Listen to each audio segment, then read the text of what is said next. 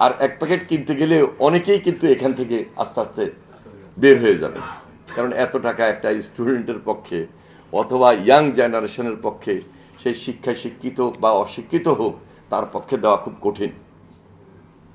আস্তে আস্তে তো বিভিন্ন ওই যে বললাম যে পাইপলাইনের এই বাজেট অধিবেশন শুরু হবে 7 তারিখে, আগামী মাসের 7 তারিখ 7 জুলাই এটা পাশ হবে মাসের শেষ। এর মধ্যে অনেক আলোচনা হবে, অনেক প্রস্তাব আসবে।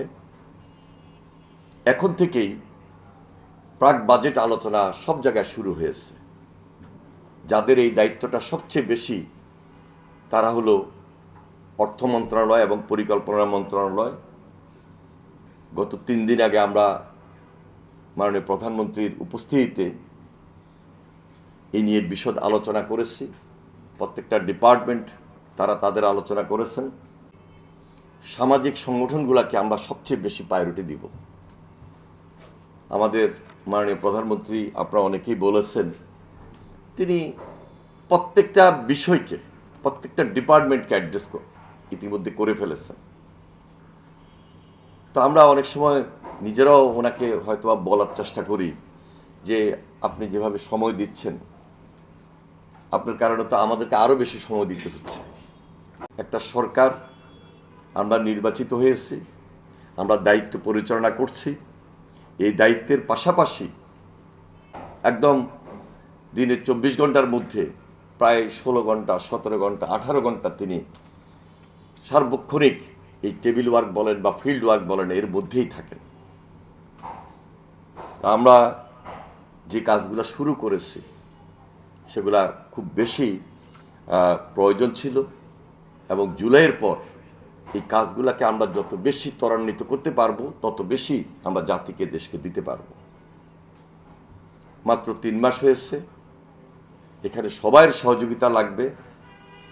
আমি একটা দল করে বিদায় দলের নেতৃত্ব আসি, শুধু আমি বলবো আরেকজন শুনবে, ওই দিন শেষ। যিনি রাজনৈতিকভাবে সচেতন তিনি যদি কোনো দলের নেতা নাও হন তারও বলার সুযোগ থাকবে, এবং সেই বলাটাকে আমাদের ধারণ করতে হবে, আমাদের কালেক্ট করতে হবে, এবং সেটা তিনি করার চেষ্টা করছেন। আমাদের এখন ফিল্ড পর্যায়ের আলোচনা শুরু হয়েছে, এবং আজকে যে আলোচনাটা, এই আলোচনাও ফিল্ডের আলোচনা।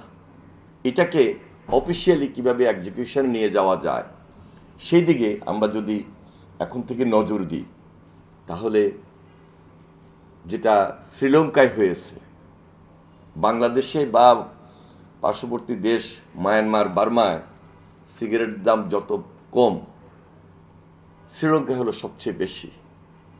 আরেকদিকে ফিলিপাইনের যে